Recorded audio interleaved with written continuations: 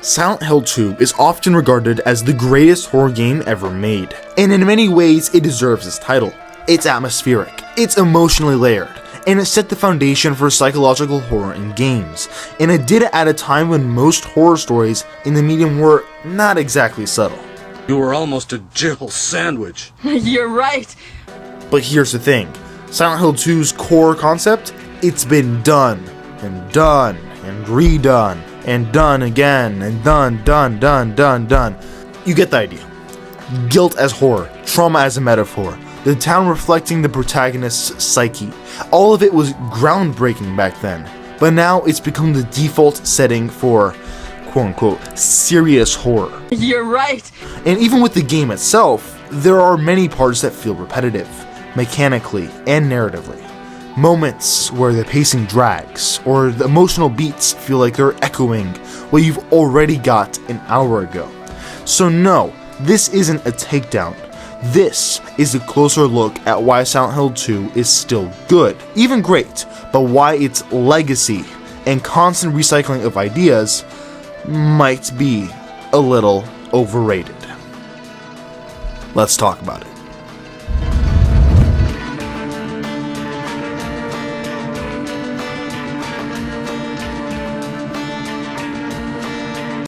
Okay, let's be clear. Before we even talk about why the legacy and all the other crap is overrated because of Silent Hill 2, let's be honest. You thought I was gonna rip into this game. You thought I was gonna be some spoiled little brat saying, oh, Silent Hill 2 is not good because it's an old game. You thought I was gonna be that person, huh? You thought that, right? Well, guess what? Wrong. I love this game. I fully expected me to hate everything about Silent Hill 2. I was expecting to love Silent Hill 3 on the HD collection and hate Silent Hill 2. I thought it was boring and I've already heard the story before, but guess what? You're wrong. You're wrong again, and you're always wrong. You know why? Because this game has probably some of the best atmosphere I've seen in a horror game, like, ever.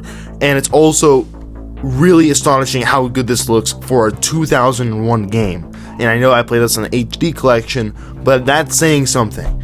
And the fact that, you know what, this game is this captivating is crazy for a game that I thought I was gonna hate. Because usually when I think that I've seen something before, I would get bored of it fast. No, that's not true. Anyways, back to the main content. Okay, let's talk about something. And that thing is gonna be Konami, because everything after Silent Hill 4 is honestly something that is trying to emulate the success of Silent Hill 2. And Silent Hill 2's story can only be done so many times and still be good. It is, I'm telling you, everything after Silent Hill 4 has taken a step down within the story elements. Let's just go back in time a little bit. Silent Hill 3 picked up where the original let off, Silent Hill 1 I'm talking about, and literally continuing the story. Silent Hill 4, it tried something new. It was weird, it was experimental, and not everyone liked it, and it didn't always work, but it was its own thing, and continuing some of the story found in the notes of Silent Hill 2, which is really cool actually. But after that, it's like Konami decided that Silent Hill 2 was the only one that really mattered. From Origins to Downpour, almost every game that followed started chasing the same ghost, a broken protagonist, a foggy town, some form of repressed trauma waiting to surface.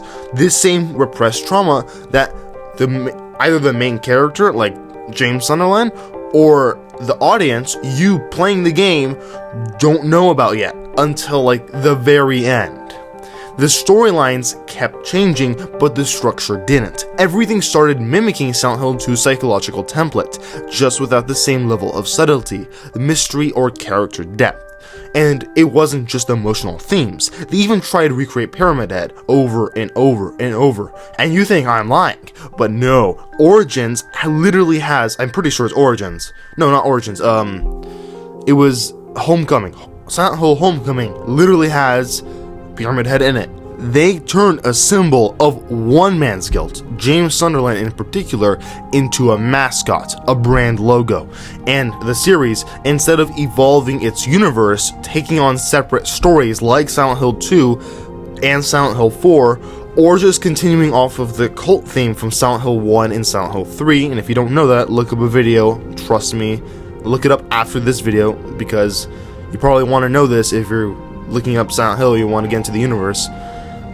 And instead of continuing both of those storylines and both of those types of structures for their games, it just spiraled deeper into its own shadow of Silent Hill 2. And somewhere along the way, the original plotline, the cult, the god, the characters from 1 and 3 got left in the fog. I don't think we've seen those characters since those original games. I think it's just been spin-offs and Silent Hill 1 and 3. Okay, so for this next section, first of all, Origins, I think it has its own story like Silent Hill 4, it just wasn't very good. I don't know, I haven't played any of these newer Western games since they're not available on Xbox. You have to buy the original discs, and I don't feel like playing through these games anyways, because they're just not very good. But I'm going to start with Homecoming, and I'm going to work my way up with these Western games that try to emulate Silent Hill 2, and I'm just going to go and tell you how they try to emulate Silent Hill 2 while failing, and why it's not working. So let's start with Homecoming. So Homecoming goes full Silent Hill 2 mode with a combat upgrade like in Resident Evil 4, and a twist that's basically just surprise you were never really who you thought you were, especially when you figure out how that ruins the entire game. Alex is another guilt-ridden protagonist with a dark past, especially with his family. The town reflects that guilt, monsters represent trauma, blah blah blah. It actually doesn't, because it uses Silent Hill 2 enemies, which it doesn't work. And it doesn't build up to that moment, it just drops it on you like a cutscene with no emotional setup. And Pyramid Head is in this game, as I said before, for no reason. He shows up like he's a celebrity cameo, and he's not a part of Alex's guilt, he's part of James Sunderland. He is just there, like a foggy horror mascot, and it's especially weird when you see one of the endings where, spoiler alert, the main character turns into a Pyramid Head, and it's super weird. And it shouldn't be in the game. I guess Silent Hill 2 was just so good that they tried to emulate it to try to get a profit. I'm just gonna quickly mention here Shattered Memories, because that technically did come after Homecoming, but it's based on Silent Hill 1. But the thing is that Silent Hill 1 doesn't have anything to do with Silent Hill 2, and it doesn't really focus on Harry Mason. It focuses on, rather, everyone else in the entire, game. Again, this is a game I didn't play because I have to spend like $300 on the disc itself, so I watched a couple of videos just to prepare myself for this moment. Basically, Shattered Memories is a reimagining of the first game, but it tries to do the Silent Hill 2 thing by reshaping the game around the player's psychology, and that's very explicit. It's probably one of the main gameplay moments. It's clever in theory, but the execution is kind of mixed. It feels like the entire story is waiting to say a gotcha at the end, just like in Silent Hill 2. But once again, it's trauma. It's always trauma. Another broken character who is, spoiler, already dead, I think, by the end of the game. That you figure out that they're actually dead. And the journey is just one really big therapy metaphor. And it isn't really a metaphor because it's like half the game. And then we got everyone's favorite Downpour. Downpour, Silent Hill, swings for emotional depth, but lands somewhere closer to moody confusion. Murphy, the main character, is a convict that you're seeing on screen right now. He has a dark past, and guess what? He's haunted by guilt. And guess what? We don't know what that guilt is, just like Silent Hill 2, until the end of the game. And that's even hidden in the endings you have, and it's changed by the endings you get. There's an attempt to comment on justice, vengeance, and redemption, but it never really hits the same weight that Silent Hill 2 did. The characters are flat, the symbolism is clunky, and the pacing is kind of, like a punishment. It's boring. And again, the town reflects his trauma. Again, the twist is Murphy did something awful. Again, the monsters are a vague representation of guilt. And I think they're reuses of enemies from Silent Hill 2 in here. I don't really know, because I didn't play the game again, because it's not available on Xbox anymore. It's all just been done before here, and it's been done better. And that's the main point of what I'm trying to say. So what do all these games miss that Silent Hill 2 actually had working for it? Because I'm trying to give a message by showing why all of these other games, Western games, don't work. It's because it built up James's guilt slowly in Silent Hill 2, with ambiguity, with silence. These later games treat trauma like a genre gimmick. They show it off like a plot twist instead of weaving it into the player's experience. And when every game uses that same psychological framework, it stops feeling deep and it starts feeling lazy. Furthermore, I feel like they're trying to do this because they're trying to capitalize on the success of Silent Hill 2. Everyone loves Silent Hill 2. I think everyone and their grandma loves Silent Hill 2. So when they're trying to show that they're making a Silent Hill 2-like experience, they're trying to get these fans and other people who are like, hey, Silent Hill 2 is really good, maybe I should try a Silent Hill game. They're going to want to pay money to get this game, and that's what Konami is trying to do. They're trying to get people to pay, more people to pay to get these honestly kind of knockoff games that aren't really good by just using the Silent Hill or the Silent Hill 2 kind of logo. And that's the main gist of it. That's what I'm trying to convey by showing you all these games. 3 games in particular. And this is the main crux of my argument.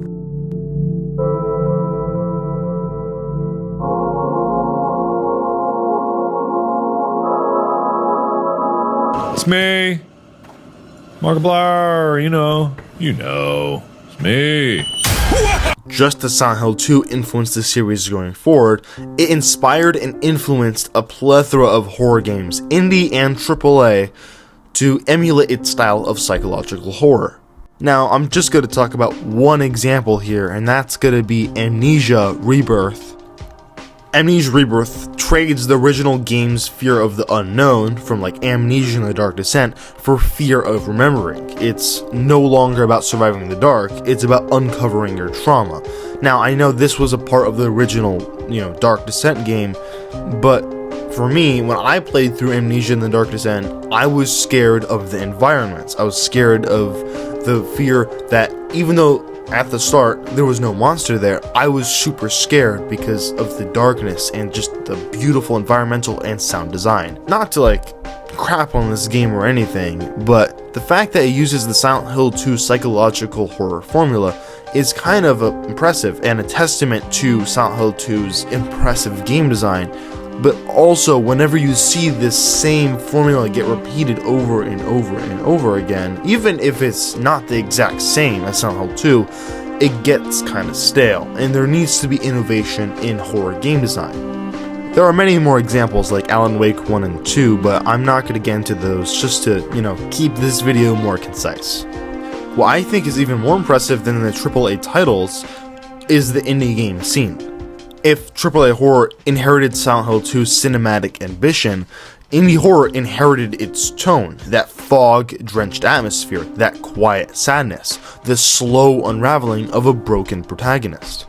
And a lot of these games that I'm talking about are like the Gmod or the Half-Life 2 mods that focus on horror rather than like the gameplay elements, because a lot of indie horror games skip the combat entirely. You're not there to survive, you're there to reflect, to remember, and to walk through a living metaphor kind of that's barely disguised as a horror game. And these games also, just to go off on a tangent, these games are also emulating Amnesia and the Dark Descent, like one of the first mainstream horror games that didn't really have a combat system. You're running away and hiding from a main stalker enemy. That's what these games are trying to emulate. They're trying to emulate the mainstream successes to try to give their own story in the same format as Silent Hill 2 or Amnesia and the Dark Descent. Again, it's not bad. A ton of these games are beautiful, smart, and incredibly personal, but when every new title starts with the same formula, trauma plus metaphor plus, these ambient noises plus no combat, you start to wonder if you're playing different games or if you're just replaying the same gameplay experience under just a different coat of paint.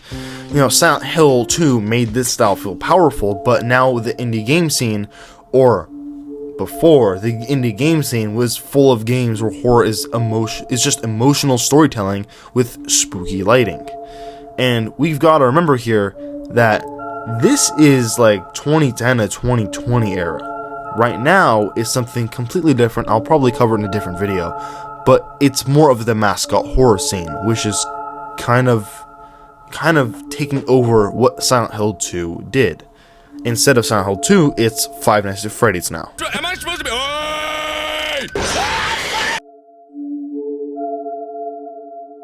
Look, Silent Hill 2 is a masterpiece. That's not up for debate. But what is up for debate, what should be up for debate, is the way we keep dragging it back out of the fog like it's the only story horror has to tell. And there's something kind of ironic about it, right? It's a game not being able to let go turned into a game that we won't let go of as the audience. And we've taken this one great idea, trauma as horror, and we've wrung it dry. It's in sequels, it's in the clones, it's in the games that never needed it in the first place. And in doing that, we've flattened what made Silent Hill 2 special. Not the trauma, not the metaphors, but the restraint, the atmosphere, the silence, the way it knew when to shut up and let you sit with something ugly. So maybe it's time we stop trying to recreate Silent Hill 2, and maybe, just maybe, we start creating new horror stories that are brave in their own way, using innovation. They don't have to be the next Silent Hill 2, they don't have to be the next greatest horror game ever made, but it has to be worth playing.